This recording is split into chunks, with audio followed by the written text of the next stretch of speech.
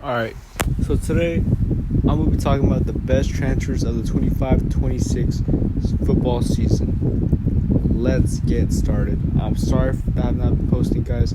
I'm telling you, I've been busy.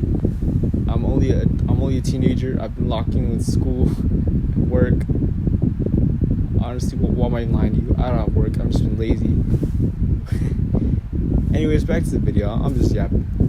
João Pedro for Chelsea. Literally carried Chelsea the Club World Cup, 2 goals. No, he got a goal, but I think he got an assist. Was instrumental. One of the only real Chelsea players that actually tried and actually cared about their team, and arguably the best signing in the Prem. He scored a fantastic bicycle kick against Bournemouth, if I'm not wrong.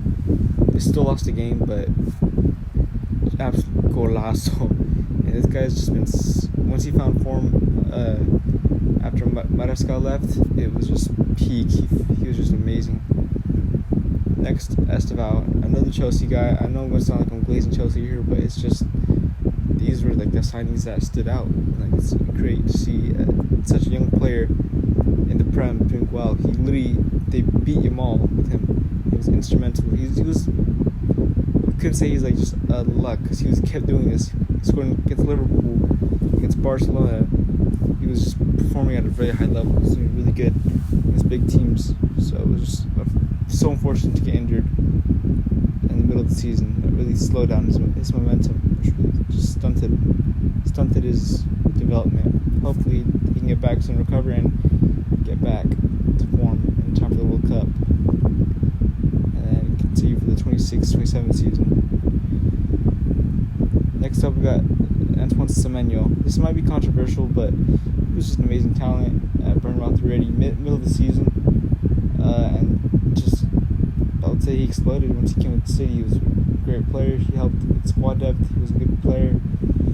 He scored some goals, and overall a good round player. He's fantastic playing for Bournemouth. He was balling out for City under Pep. Just such a great creative player.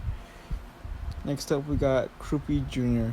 My goodness, 13 goals. And how are you going to tell me Eli Krupi Jr. is going to score 13 goals in his first ever Premier League season? That is genuinely wild.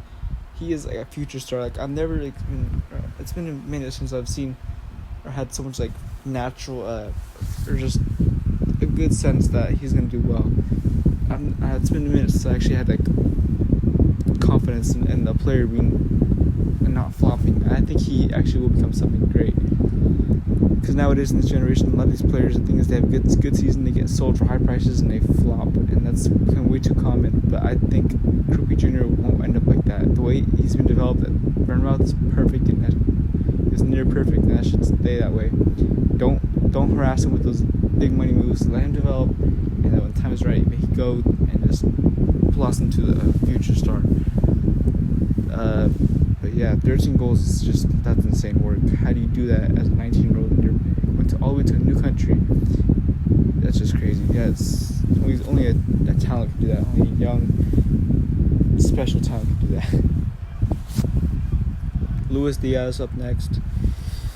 Just what a campaign in the UCL and Bundesliga. This guy was just, his touch, his control is just sensational.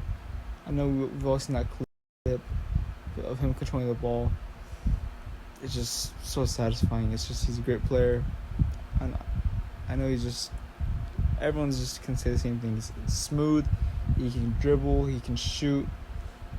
He was absolutely brilliant against Madrid. He just had a great campaign overall. He was already amazing at Liverpool, but I could just say it's like Mane, what Liverpool did.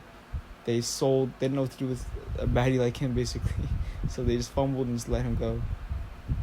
I stole that line from Toby World. So, yeah. But he was absolutely unplayable. Showed his worth, and he was such a great player. All just class winger. Just formed I think the best attack in all of football this season, with him, Harry Kane, and Michael Olise, who were all on peak form. Genuinely the craziest, scariest attack I've seen in a minute. Marcus Rashford, great UCL campaign. Scored that banger that we all know against Newcastle. We all thought he was cooked. We all thought he was done. We're like, why did Hansi Flick make this transfer? Why did Barca go forward with this? Well, that's why.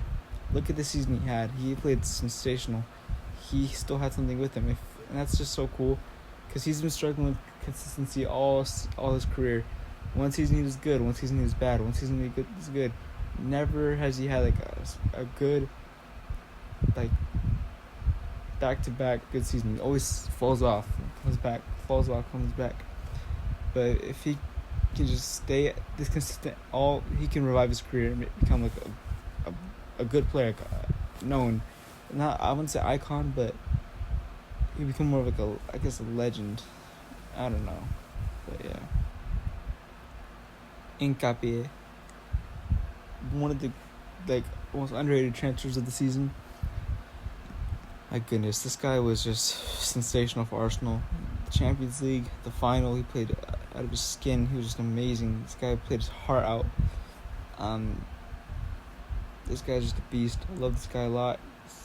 It's kind of off topic, but I remember seeing him score that goal in the Copa America 2024, from like the side of the field. Just chucked the ball and it went all the way in. I watched that live too. That was just so cool. That's where I really first seen him play. But just absolute beast of a player. Helped Arsenal get to the final. Helped them go all the way to all the way to the Premier League title. It was just instrumental, and it was just brilliant squad depth. So yeah, Cherki. I've been waiting to talk about this one. And Cherki is literally I think if you take Yamal, Luis Diaz, Olise, Estevao,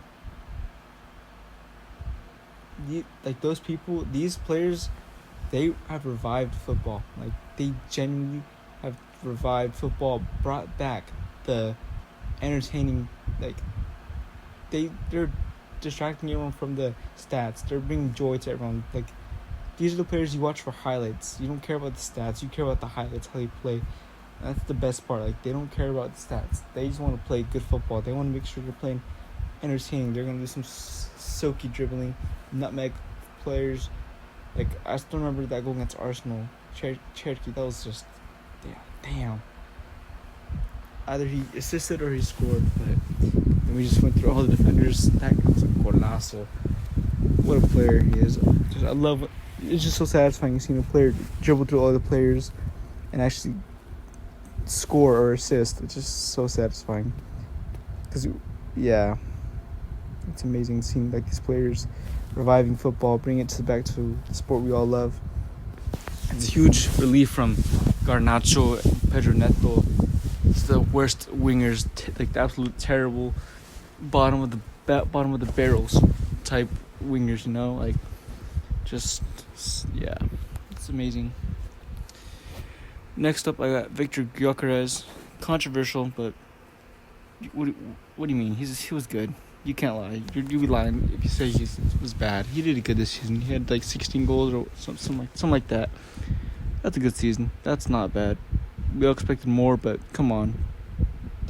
He struggled in England before, and now he's at a top club. He won the Prem. Let him have a break. I think he'll come back strong next year. The confidence of the Premier League. I think he'll become a pretty solid striker.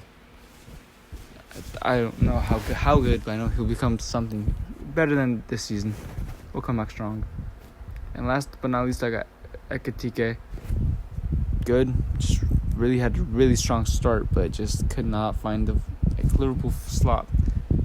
Liverpool slumped the season, and so did he.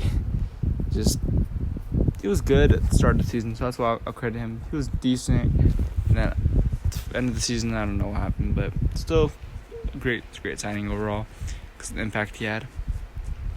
But that's my list for the best transfers of the 25-26 season. I'll try to get back to posting, guys. I'm so sorry. I need to get back to posting. It feels weird, but yeah, hopefully see you guys soon. Love you guys. Stay blessed. And don't forget to stay prayed up. God bless y'all.